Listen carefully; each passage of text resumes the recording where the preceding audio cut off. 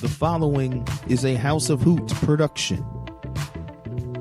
What's good, ladies and gentlemen? This is episode number 50 of the Happy J podcast. How the hell are you? We made it to 50 in this motherfucker. And just like that, the algorithm has struck on YouTube and we are now demonetized for this video because I said the word motherfucker. Damn. Did it again. Anyway, if you didn't know, this podcast is sponsored by House of Hoot. That is HAUSOFHOOT for all your geek, nerd, life, wrestling, sports, tech unboxings, everything in between. Are we even still on houseofhoot.com? I don't even know at this point.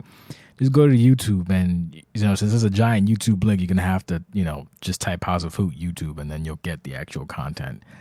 So, yeah, we're brought to you by House of Hoot. In addition to that, you can check this podcast out on a number of things. iTunes. If you're on iTunes, please give us a like and a subscribe. I need it. I need the validation, man. At this point, any little thing helps. Even if it's one star, like a 5-star review or a 4-star review and just a thumbs up, anything. Makes me feel good. That's how sad my life is. I need validation from all sources on social media and digital media. So please help me out on iTunes. We're also on Stitcher where you can get all kinds of good stuff. And, here's a new one. We're on Spotify. Spotify is basically where music goes to thrive. I was going to say die, and I caught myself. But, yeah, so apparently that's what the kids are using now. Spotify, you can use it on your computer like I do because I'm old and I treat it like Pandora. Or you can do it on your phone like everybody else does. And they have these accounts that you make. It's $7 a month. You get all kinds of quality podcasts. And guess what podcast you get also? You get a new podcast on Spotify. How exciting is it? It's exciting. God damn it. It's super exciting. You get Happy J podcast on Spotify. That's some baller shit right there. That's some shit to make the back of your head moist. Or at least mine is, because my air conditioner is not on and I am sweating my balls off 2 minutes in. We're on Spotify. So, yeah, go to Spotify for all your podcast needs, and you have it on your phone. You just type in HEHPI space JAE or just Happy J, and I'll come up. I'll be the one and only Happy J that shows up because there's only one Happy, and it's me, Hippie J. So, welcome to episode 50. And here's a fun fact. You could also find us on iHeartRadio.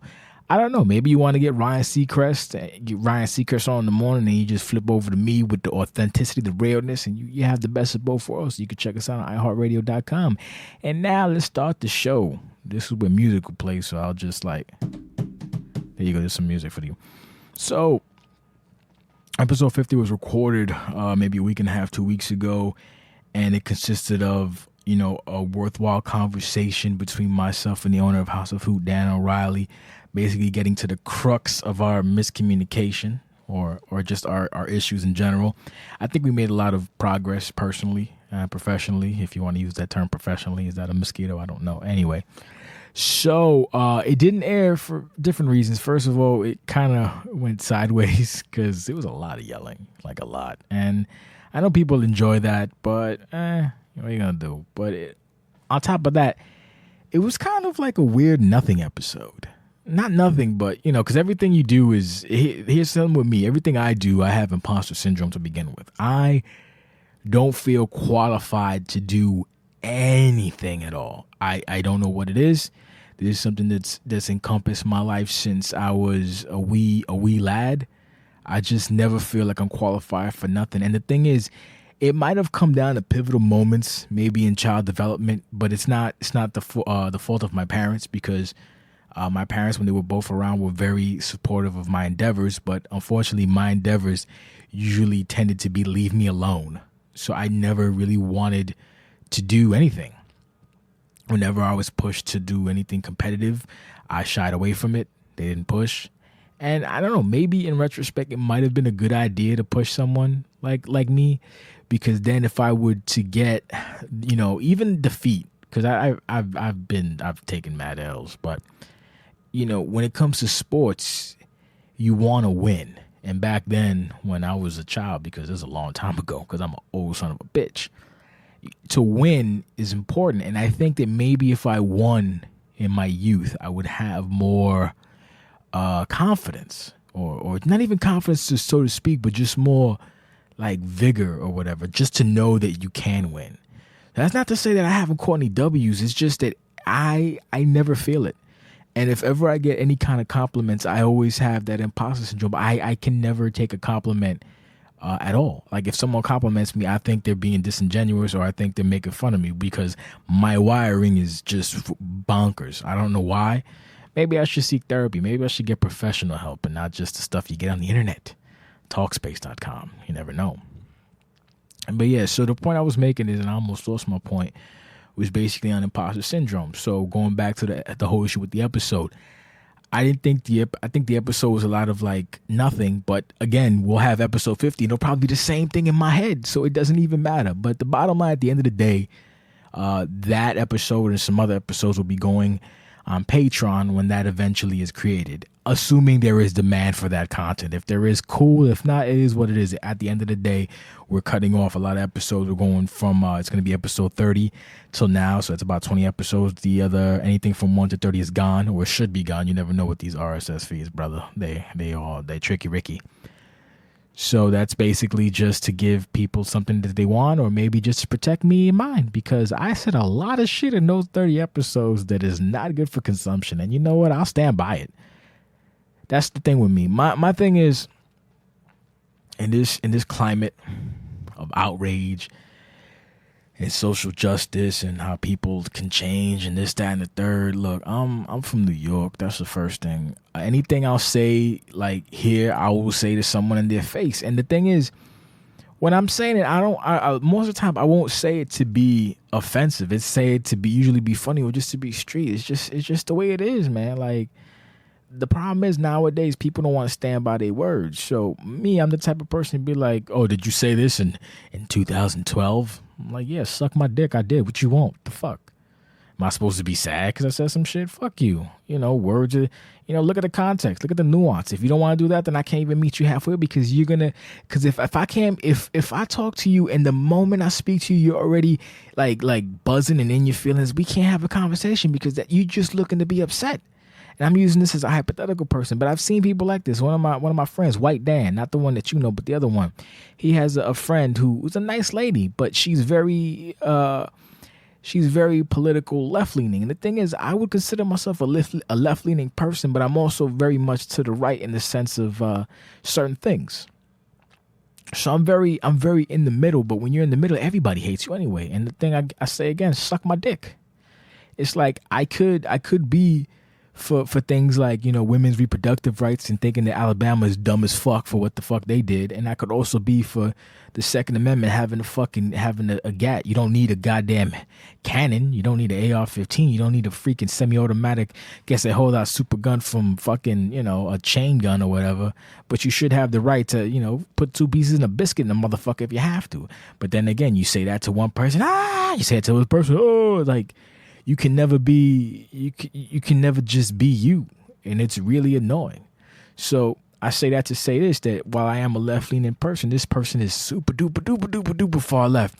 And my friend White Dan tried to actually have a conversation, and her voice was just rising and on any little thing, and he was trying to do dialogue, and then she would look at me and I'm like, yo, I'm Puerto Rican. I don't give a fuck what y'all saying. I don't give a fuck what y'all white people saying. You do your weird shit. I don't give a fuck. I don't, because I'm not going to get roped into this bullshit, because I have my beliefs on certain things, and if they don't coincide, people want to argue. And I'm not an arguing person. Like, I don't like to argue. As aggressive as I sound most of the time, I really don't like to argue. I like to have a dialogue, and I like people to understand, like, look, you believe in some goofy shit, all right, cool, but you should probably understand that you might be wrong and you might be fed some poor information. And people don't even want to get you that far. They don't even want to hear that they got some bad information. Well, so-and-so says. Who gives a fuck what so-and-so says? What do you say? What did you find out? What did you research? What did you read? Don't look at the headline and fucking and make an assumption. Try to do some due diligence, and then you can have a little bit of discourse.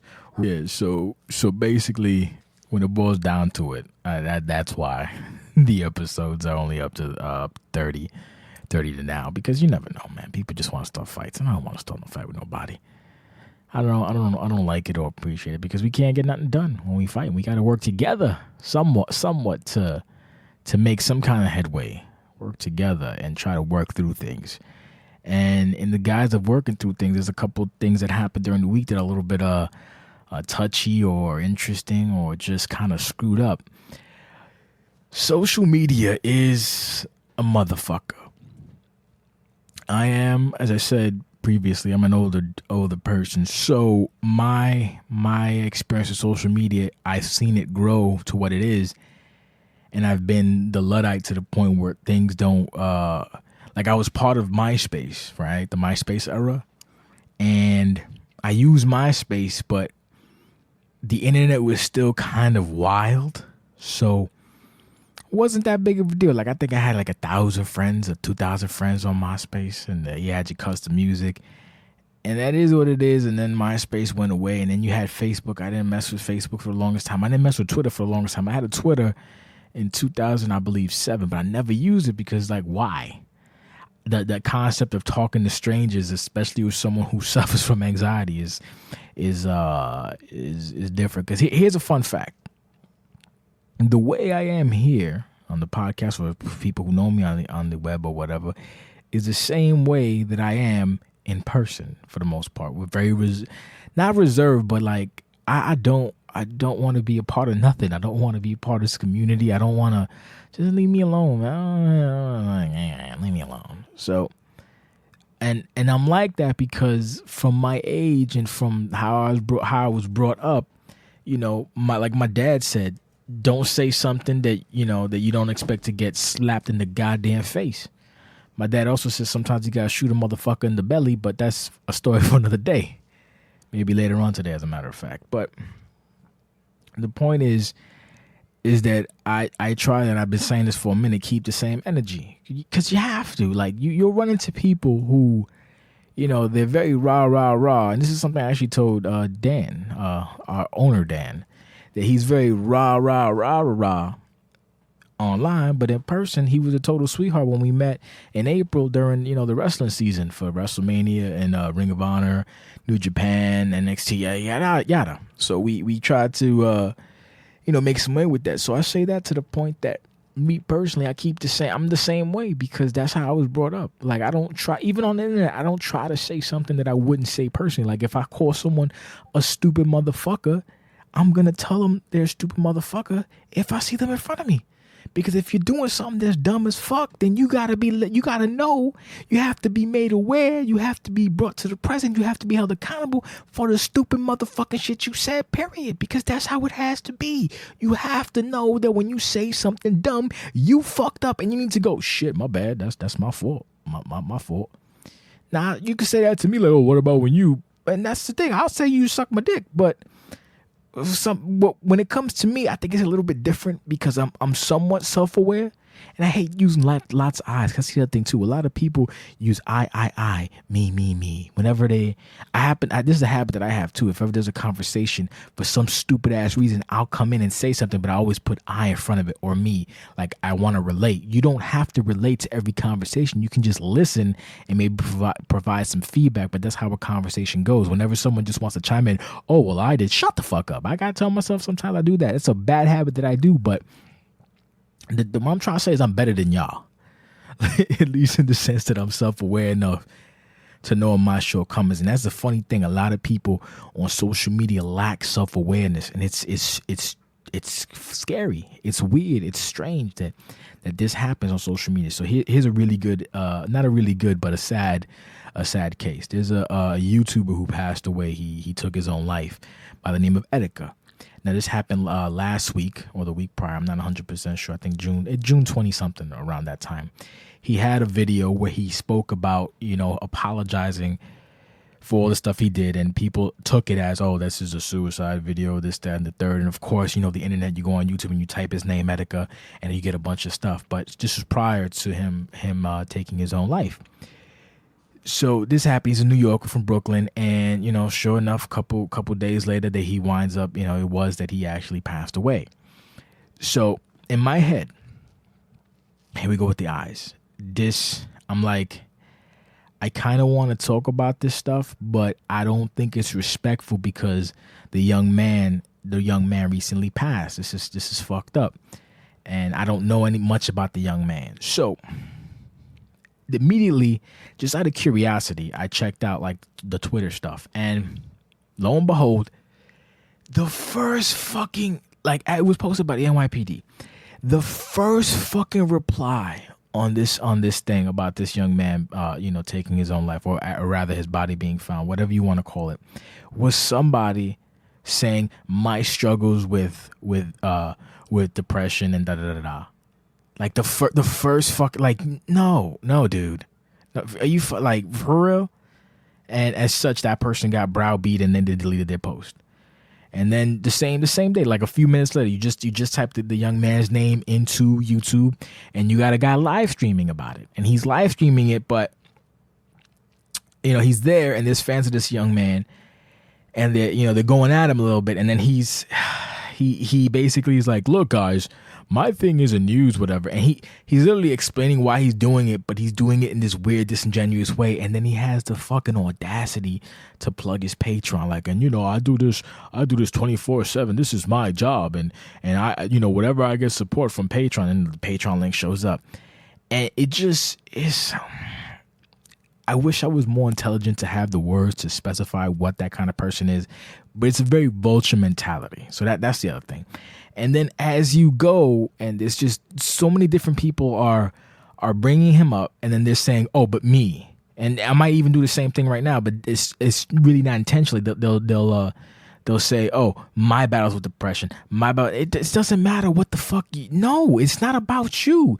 This young man is gone because the trappings of social media. He specified it because social media is strange. Social media is cannibalistic, and people do everything for the likes and for the memes, and memes are fun as fuck. I used to call them memes because I'm a dummy, but memes are fun as fuck, and it's just very strange.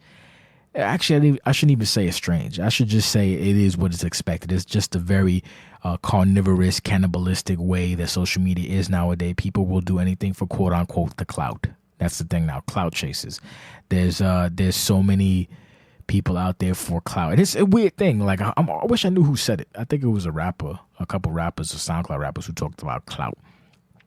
And there's people who do anything to get noticed. Like you had that kid who fucking tried to drop kick on Schwarzenegger and like hurt his hip and shit, like dumb shit like that. That's one example. There's another example more recently where someone, I think someone got shot trying to do something funny for clout. It's like, why are we rewarding this stuff? Why are we giving this stuff, Because we look at it, we laugh, and we call the person stupid, and then life moves on. Life rolls on. It's strange. The amount of dumb shit that happens, and then we just kind of gloss over it and just keep moving in this infinite cycle of social media. It's bizarre to me. It's strange.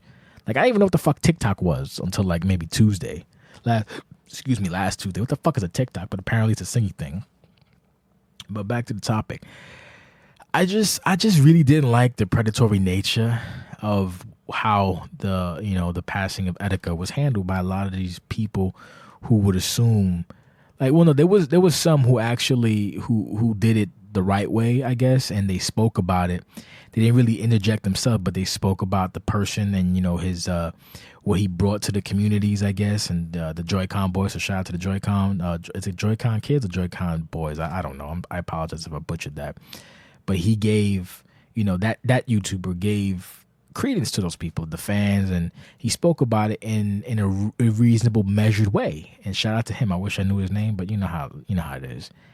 But for every one person who does it the right way, you have the vultures who are just doing anything in their fucking power to try to get those likes, those whatever's, to just a little bit. And it's strange because you can.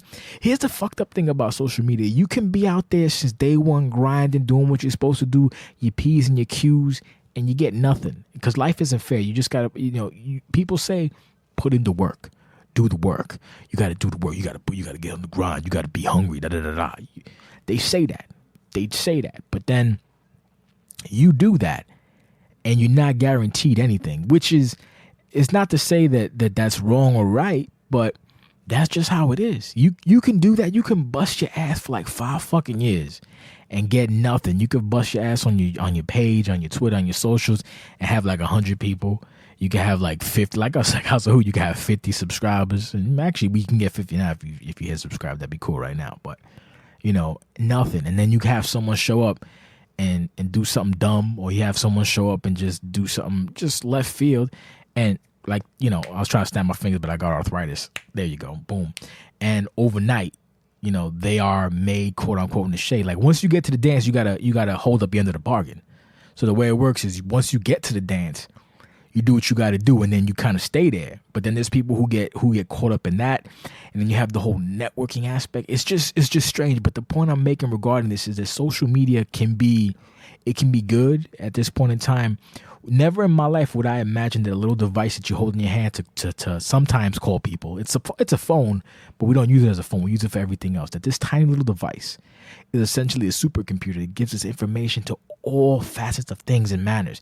And it's funny because when I was a kid, I would always read magazines and books like carnivorously. I'm using that word because I used it earlier, so I might as well. Carnivorously. Just devouring books, all kinds of stuff. Foster and Laurie, The Great Gatsby, Catcher in the Rye. There was this book I read about like ancient Chinese meditation and stretching techniques or whatever. What is it? Get Fit the Ancient Way, which was basically at the time East Asian yoga kind of thing. Move out of here, fly. And I found as I got older, my brain shut off to understand, to reading and taking in knowledge. And even with something like a phone, like if we had what we had now when I was a kid, I think that I would have, a lot of eyes again bugging me inside, is just making me crazy. Oh, I would have, soaked in so much information because you can just look up anything nowadays. Back then, it was a little bit more difficult. Even when we had the internet, back then, it was still tough. Like you couldn't type in. Google was still in its infancy. Gmail was something that you had to be invited to. If you got invited to it, you were like, yeah, I'm the shit now. Yeah. Now everybody and their mom got a Gmail account. But back then, if you had access to this information, I felt good being on IRC, son. I was on IRC thinking I'm Neo in the Matrix. I'm reading the Anarchist Cookbook thinking I'm woke, like I know shit. Using the phone hacks when you can make free long distance code with the recorder and the beep boop beep beep, that shit back in the day. Making homemade smoke bombs and taking up the whole block. The whole block looks like a cloud of smoke. All kinds of cool anarchist type shit back in the day. I thought I was the shit, but the point is, information was still limited. Now we have such a wealth of knowledge at our fingertips, and nobody uses it. Nobody at all. And if they do, it's to find dumb shit. Fight porn, food porn, and beating people up and doing dumb shit for the clout and fucking stupid ass stunts or stupid ass challenges. It's fucking crazy, son. This is what we devolved to. This gift that was given to us, that was created to bring us together, to give us information, knowledge, technology, power, mind, body, and soul, is basically now just a fucking prop for people to do dumb shit and fucking hop upside down and maybe fall off a building because they're trying to take a selfie and they fucking fall off because they didn't have their grip on the thing. Or, for people to put in notes and shit. It's just, it's weird. And it's sad and it's bad. Like, what are you going to do, right? Who the fuck am I to tell you about the technocracy? Technocracy? I don't fucking know what the word I'm trying to say, but you get the idea. So, yeah, man, cloud is some bullshit. And fuck you if you a cloud chaser. Get over it. Because you know what? You a cloud chaser, but there's 90% chance, 99% chance you get to where you got to get to with your cloud. You ain't going to be able to do what you need to do because you're a fucking idiot. You don't have the knowledge of self to get to where you got to get to. Who the fuck says that we can do the same? I don't know. Hopefully. Maybe. I don't know. It'd be nice. It would be nice. Which kind of just brings me to my last point. Like I said, with the internet was a long time ago in the galaxy far away, the Wild West. And for the most part, it still kind of is. The issue is nowadays before. I love that. When I use the internet in the day and it will come up, I would tell people like, yo, you like Neo in the Matrix, son. Look at you on the internet. The fuck? You out here, Neo? You microchip? You gonna buy me a Pentium? You motherfucker. Well, they would say other things, but I'm not gonna repeat those here because, we're trying to keep it somewhat clean, even though, not clean, but you get it. Clean for YouTube. So, yeah. But it was the Wild West, man. And You know what happens on the internet? Just that language, that what I like to call white language, basically. You know how it goes. You know, hard R's and F this and whatever, maggots, if you will.